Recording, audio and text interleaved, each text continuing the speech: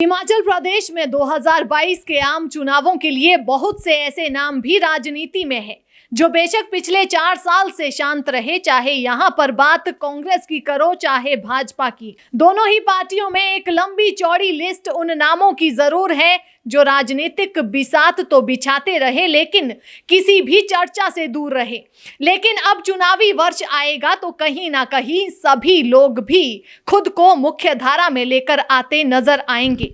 सबसे पहले अगर हम यहाँ पर भाजपा की ही बात करें तो बेहतर रहेगा, क्योंकि भाजपा में एक लंबी चौड़ी कतार नेताओं की ऐसी भी है जो पूर्व मुख्यमंत्री प्रेम कुमार धूमल की हार के बाद कहीं ना कहीं खुद को मुख्य धारा से कटा महसूस करने लगी, जिसका कारण रहा कि जैसे ही जयराम ठाकुर प्रदेश के मुख्यमंत्री बने, उन्होंने संघ और आरएसएस के और अखिल भारतीय विद्यार्थी परिषद के बहुत से ऐसे चेहरों को आगे लाया जिसका फल अभी देरी से आएगा। लेकिन एक लंबी चौड़ी भाजपा की कतार जो कहीं ना कहीं सक्रिय राजनीति में प्रदेश में लंबे समय से काम कर रही थी, इस नई पौध के लगने से दरकिनार हो गई और फिर अपने अपने विधानसभा क्षेत्रों तक खुद को भाजपा के नेताओं ने सीमित कर लिया और समय का इंतजार करने लगे। ऐसे में अब जब चुनावी वर्ष आ गया है तो ये कहा जा सकता है कि वो समय भी आ गया जिसका इंतजार चल रहा था।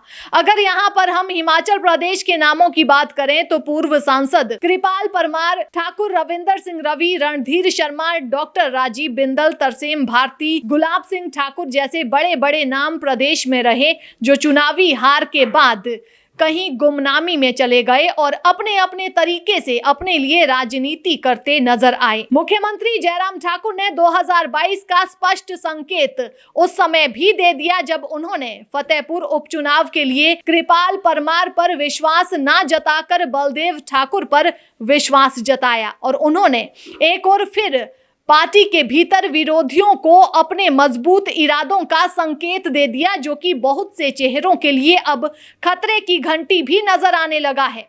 इस तरह के छोटे बड़े नेताओं की लंबी कतार हिमाचल प्रदेश भाजपा में है, जिन्हें अब 2022 में अपने वजूद को स्थापित करने के लिए कड़ा संघर्ष करना पड़ सकता है, या ये कहें कि भाजपा को अलविदा करके दूसरी जगहों पर जाकर भी खुद के लिए राजनीति करनी पड़ सकती है। मसलन पार्टियां बदलकर खुद को स्थापित करने का प्रयास यहाँ पर हम कह सकते हैं।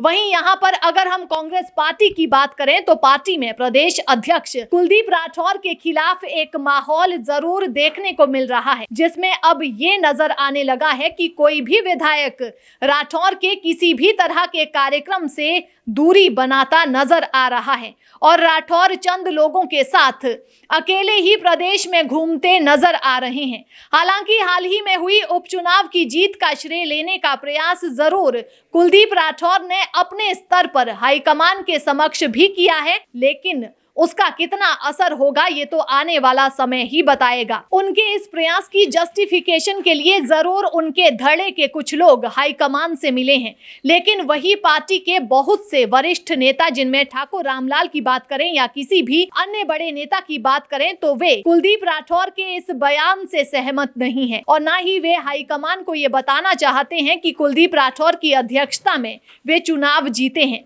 इसके विपरीत उपचुनावों के समय अगर आपको याद होगा तो कई तरह के पोस्टर भी प्रदेश अध्यक्ष को लेकर लगवाए गए। वे पोस्टर किसने लगवाए, कहां लगवाए, इसकी किसी पार्टी ने ना तो अपने स्तर पर बात की, ना किसी तरह की जांच कमेटी बनाई। इसके अलावा अब हम कांग्रेस की स्थिति की बात करें तो 2021 में उपचुनावों की जीत ने पार्टी को जरूर मजबूत स्थिति में लाकर खड़ा कर दिया है, लेकिन जिस तरह से जीत के बाद पार्टी इस समय साथ दिखाई दे रही है, किसी भी तरह का बड़े स्तर पर जनसंपर्क अभियान प्रदेश में नहीं चल रहा। ऐसे में कहा जा सकता है कि अगर हाईकमान ने इसको लेकर जल्द कोई बड़ा फैसला नहीं लिया तो जो जीत साल के अंत में कांग्रेस को मिली है उसका प्रभाव भी 2022 के जाते जाते पूरी तरह से खत्म हो सकता है, जो कि कांग्रेस पार्टी के लिए एक बड़ी समस्या भी हो सकती है। लेकिन इन सब के बीच में कांगड़ा में जीएस बाली का निधन और शिमला में वीरभद्र सिंह का निधन, दोनों ही बड़े नेताओं की मौत के बाद बड़ा नुकसान पार्टी को हुआ है और इसकी भरपाई किस तरह से होगी, कौन से नेता आगे आएंगे, ये एक बड़ा सवाल है। वीरभद्र सिंह के विकल्प के रूप में कांग्रेस पार्टी किसे आगे करती है, किसको जिम्मेदारी अब पार्टी देगी, ये एक बड़ा सवाल है। उसी तरह कांगड़ा में जीत का परचम कौन नेता लहराएगा जो कांगड़ा को आगे लेकर जाएगा, क्योंकि हिमाचल प्रदेश में अगर हम भाजपा की बात करें तो सबसे बुरी स्थिति में भाजपा हिमाचल प्रदेश में है। हिमाचल प्रदेश में भाजपा की सबसे बुरी स्थिति कांगड़ा में है और हमीरपुर लोकसभा में नजर आ रही है।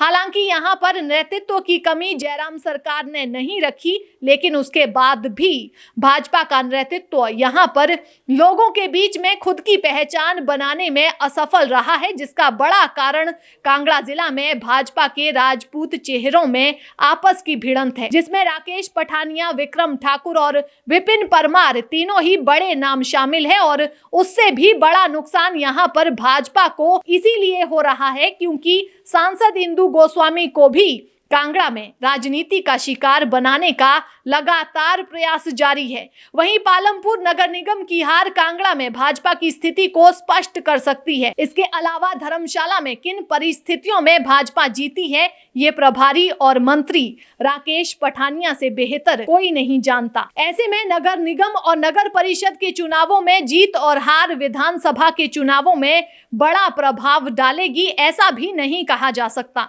लेकिन कांग्रेस पार्टी ने खुद को उपचुनावों में जिताकर एक बार फिर साबित कर दिया है कि वीरभद्र सिंह और जीएस बाली के निधन के बाद भी कांग्रेस पार्टी हिमाचल प्रदेश में मजबूत स्थिति में है, क्योंकि अब कांग्रेस पार्टी में एक मुख्यमंत्री भी नहीं है और किसी एक नेता के पास प्रदेश की कमान भी नहीं है। हर जिला में कोई ना कोई बड़ा नेता है और वो खुद को आने वाला मुख्यमंत्री अपने इलाके में घोषित करता नजर आ रहा है। और जो थोड़ी बहुत कसर बच गई उसे मुख्यमंत्री जयराम ठाकुर ने प्रदेश के दौरे में विधानसभाओं में जाकर पूरा कर दिया। उन्होंने कह दिया कि हर जिला से कांग्रेस पार्टी के पास मुख्यमंत्री है। मसलन चंबा गए तो आशा कुमारी, ऊना गए तो मुकेश अग्निहोत्री।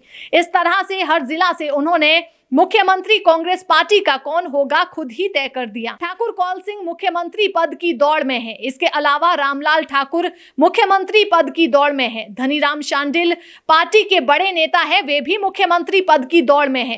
कहीं ना कहीं सांसद प्रतिभा सिंह भी खुद को इस दौड़ में बनाने का प्रयास करती नजर आ रही है। तो ठाकुर सुखविंदर सिंह सुक्खू खुद को कांग्रेस पार्टी का सबसे कदावर नेता विधायकों के समर्थन के साथ घोषित करवाने का प्रयास कर रहे हैं।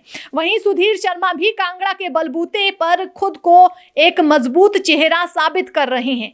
ऐसे में अब हिमाचल प्रदेश में क्या स्थिति दोनों ही राजनीतिक दलों की रहेगी, एक बड़ा सवाल है। लेकिन इन सब के बीच में वीरभद्र सिंह की मौत के बाद सत्ता का केंद्र बिंदु धूमल परिवार हिमाचल प्रदेश में है और परिवार किस तरह से काम करेगा, अपने समर्थकों को क्या संदेश देगा, ये एक बड़ा सवाल है। और हाल ही में एक मंत्री के बेटे की शादी में अनुपस्थित रहकर परिवार ने एक कड़ा संदेश मौजूदा भाजपा के नेताओं को देने का प्रयास सीधे तौर पर भी कर दिया है। वहीं हिमाचल प्रदेश में खुद प्रेम कुमार धूमल को एक मास लीडर के रूप में जाना जाता है।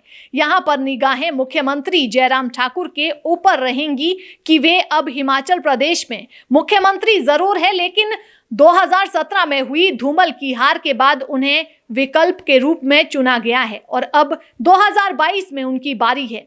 अब देखना यह होगा कि वे किस तरह से पूर्व मुख्यमंत्री प्रेम कुमार धूमल और केंद्रीय मंत्री अनुराग ठाकुर का साथ ले पाते हैं, क्योंकि एक चतुर राजनीतिज्ञ उन्हें मतलब जयराम ठाकुर को प्रदेश में माना जाता है।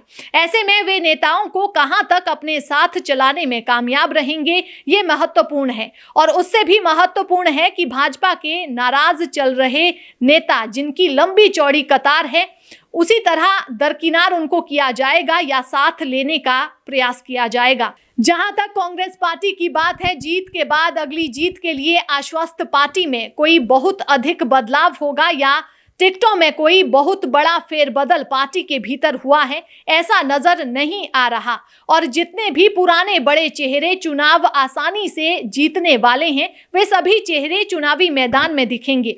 हालांकि भाजपा में बड़े स्तर पर बदलाव होने की सूचना है और 30 के करीब नए टिकट भाजपा हिमाचल प्रदेश में देने जा रही है। इतना ही नहीं, इस साल तो भाजपा ने कोई बदलाव नहीं किया, लेकिन ये माना जा रहा है कि 2022 की शुरुआत शुरुआत में ही मंत्रिमंडल बदलाव के साथ साथ संगठन में भी बड़ा बदलाव देखने को मिल सकता है।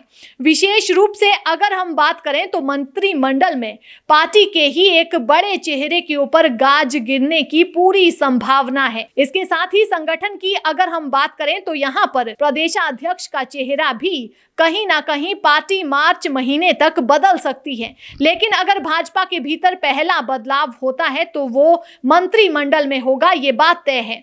भाजपा और कांग्रेस पार्टियों में आने वाले साल के शुरू में ही कुछ बदलाव होना तय है। ऐसे में अब देखना यह है कि कौन सी पार्टी मजबूत होकर निकलती है और कौन सी पार्टी खुद को बदलाव के बाद मजबूर स्थिति में देखती है। जो मजबूत होगा वही हिमाचल प्रदेश में 2022 की सत्ता पर काबिज रहेगा।